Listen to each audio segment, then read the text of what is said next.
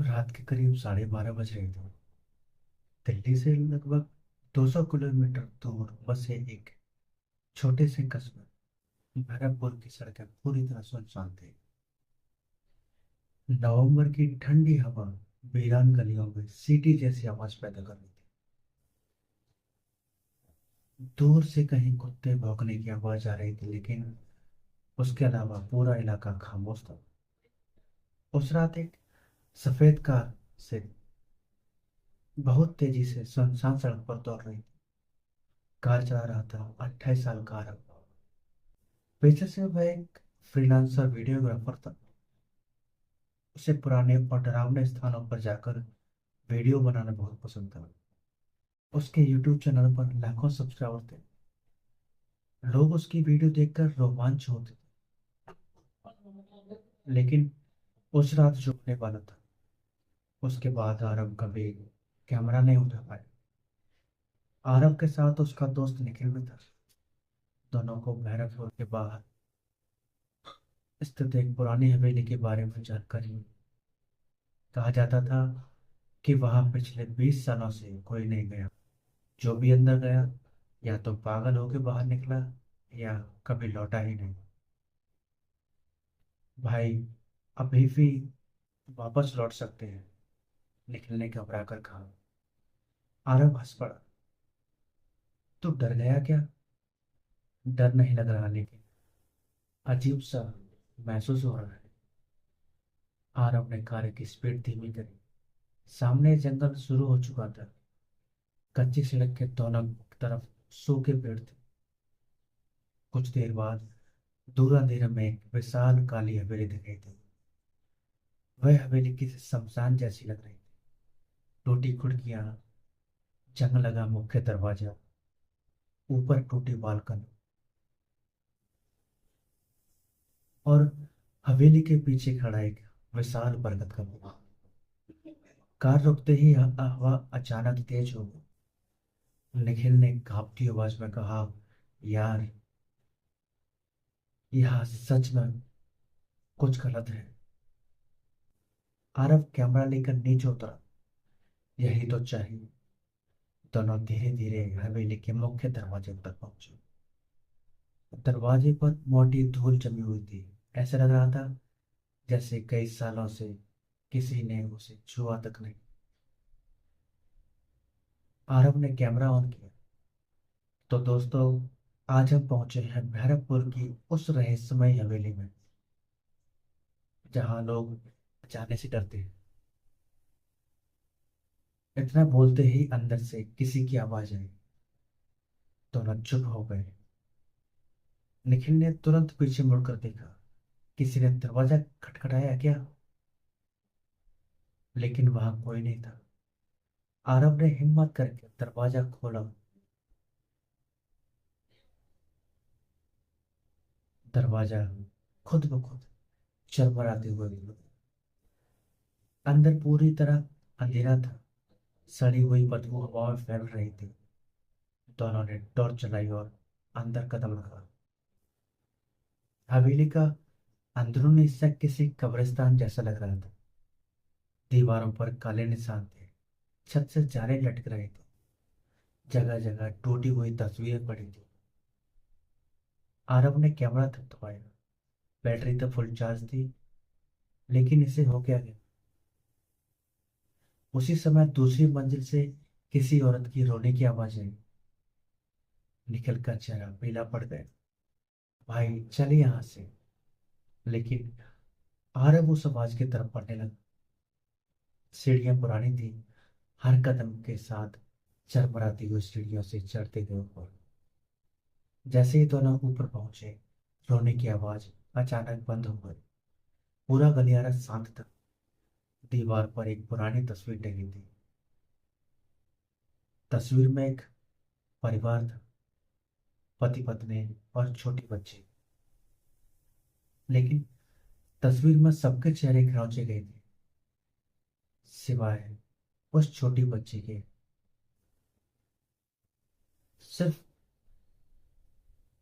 उस बच्ची की आंखें सीधा आरव को देख रही थी। अचानक पीछे से दरवाजा जोर से बंद हुई। निखिल डर कर चिल्लाया। दोनों भागकर दरवाजे तक पहुंचे, लेकिन दरवाजा अंदर से बंद हो गया।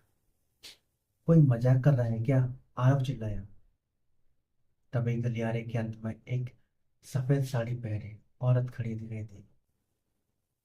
उसके लंबे बाल चेहरे तक फैले हुए थे। वह बिल्कुल स्थिर खड़ी थी। निखिल की सांसें रुक गई। भाई, वो वो कौन थी? आरव ने कैमरा उसकी तरफ घुमाया, लेकिन कैमरे में कुछ नहीं दिखाई दी, सिर्फ खाली गलियारा। आरव ने कैमरे से नजर हटाई और औरत तुरंत गायब हो गई। दोनों के पैरों तले जमीन खिसक गई। तभी अचानक नीचे से किसी बच्चे की हंसी सुनाई दी। वो हंसी धीरे धीरे तेज होती गई। आरव और निखिल नीचे भागे, लेकिन नीचे पहुंचकर जो उन्होंने देखा, उससे उनकी रूह कांप गई। हाल के बीचों बीच एक छोटी लड़की खड़ी थी। उसकी उम्र शायद 7-8 साल होगी। उसने लाल रंग की फ्रॉक पहनी हुई थी, लेकिन उसका चेहरा पूरी तरह जला हुआ था। निखिल चीख पड़ा।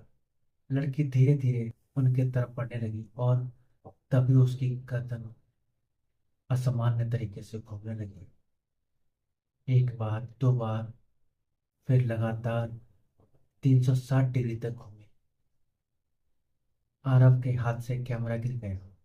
दोनों भागकर बाहर की तरफ दौड़े, लेकिन मुख्य दरवाजा गायब हो चुका था। जहां दरवाजा होना चाहिए था, वहां सिर्फ दीवारें थी। ये कैसे हो सकता है? लेकिन कांपती हुई आवाज में बोला। तभी पीछे से वही लड़की हंसने लगी। तुम लोग भी मारे जाओगे। उसकी आवाज किसी बच्चे जैसी नहीं थी। अचानक सारी लाइटें जल, पूरा गलियारा, पूरी हवेली लाल रोशनी से भर गई। दीवारों पर खून जैसे निशान उभर आए और हर तरफ लोगों के चीखने की, चिल्लाने की आवाजें गूंजने लगी।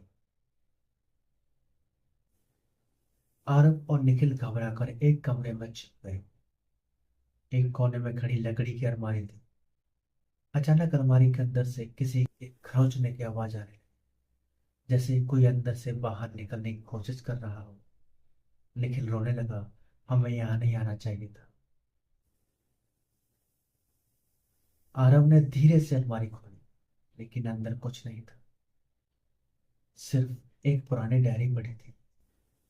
डायरी के पहले पन्ने पर लिखा था, अगर तुम ये डायरी पढ़ रहे हो तो समझ लो अब तुम बच नहीं सकते।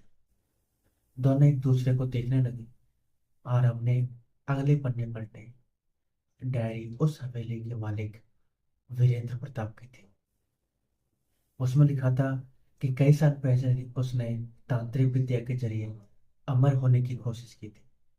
उसने अपनी पत्नी और बेटी की बलि दे दी, लेकिन अनुष्ठान गलत हो गया।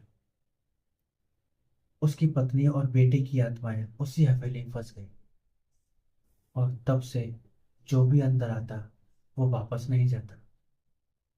इतना पढ़ते ही कमरे का दरवाजा अपने आप बंद हो गया। खिड़कियां जोर जोर से हिलने लगी और फिर छत पर उल्टा लटका एक इंसान दिखाई दिया। उसका चेहरा पूरी तरह से खून से सना हुआ था। वो धीरे धीरे नजर उतरने लगा। निखिल जोर से चीखा। वो आकृति किसी इंसान की नहीं थी। उसकी आंखें सफेद थी। वो असामान्य तरीके से खुला हुआ। वह दीवार पर मकड़ी की तरह चल रहा था। आरव और निखिल कमरे से भागे, लेकिन पूरा गलियारा बदल चुका था। दीवारों से खून बहने लगा, हर तरफ लाशें पड़ी। कुछ की आंखें निकली हुई और कुछ के हाथ कटे हुए। निखिल अचानक रुक गया। उसने सामने देखा। सामने आरव खड़ा था, लेकिन असली आरव उसके पीछे खड़ा था। निखिल समझ नहीं पाया कौन असली है और कौन नकली।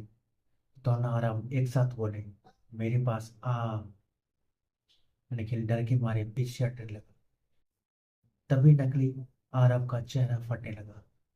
उसकी त्वचा नीचे जमीन पर गिरने लगी और अंदर से वही जली हुई लड़की थी। उसने निखिल का हाथ पकड़ लिया। तुम अब यहीं रहोगे। निखिल चीखता रहा।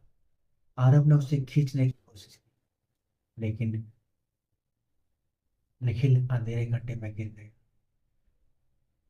उसकी चीखें धीरे धीरे बंद हो गई। आरव अब अकेला रह गया हवेली में। उसकी हालत खराब हो चुकी थी। वह पागलों की तरह बाहर निकलने का रास्ता ढूंढने लगा। अचानक उसे एक दरवाजा दिखाई दी। वह पूरी ताकत से बाहर की तरफ भागा। दरवाजा खुलते ही वह बाहर जंगल में आ गया। बारिश शुरू हो चुकी थी। आरव बिना देखे आगे पीछे भागता रहा। कई किलोमीटर भागने के बाद उसे सड़क दिखाई दी। एक ट्रक ड्राइवर ने उसे देखा और अस्पताल पहुंचाया। 3 दिन तक आरव कुछ नहीं बोला। वह सिर्फ एक ही बात दोहराता रहा, वो अभी भी वही है। पुलिस जब हवेली पहुंची तो उन्हें कुछ नहीं मिला। ना हवेली और ना कोई निशान। जंगल के बीच सिर्फ खाली मैदान था। जैसे ही वहां कभी कुछ था ही नहीं। लेकिन असली डरावनी बात तो उसके बाद शुरू हुई। अस्पताल से लौटने के बाद आरव ने कैमरा चेक किया। कैमरे में पूरी रात की रिकॉर्डिंग गायब था। सिर्फ आखिरी 5 सेकंड बचे थे। उस वीडियो में आरव भाग रहा था और उसके पीछे वही जली लड़की खड़ी थी। लेकिन सबसे डरावनी बात यह थी कि वो लड़की कैमरे की तरफ देखकर मुस्कुरा रही थी। और फिर उसने धीरे से कहा, मैं अब तुम्हारे साथ हूँ। उस रात के बाद आरव बदल गया। वह हमेशा अकेले बातें करता रहा।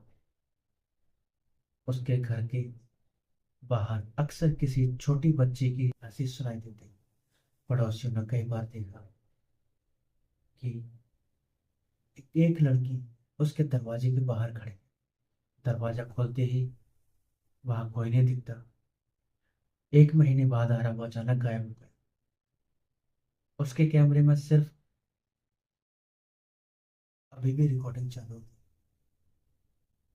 वीडियो में आरव दीवार के कोने में बैठा काम रहा था। फिर स्क्रीन अपने आप ब्लैक हो गई, लेकिन ऑडियो अभी भी चल रहा था। उसमें आरव की आखिरी चीख सुनाई दी और फिर पूरी खामोशी। आज तक आरव का कोई पता नहीं चला।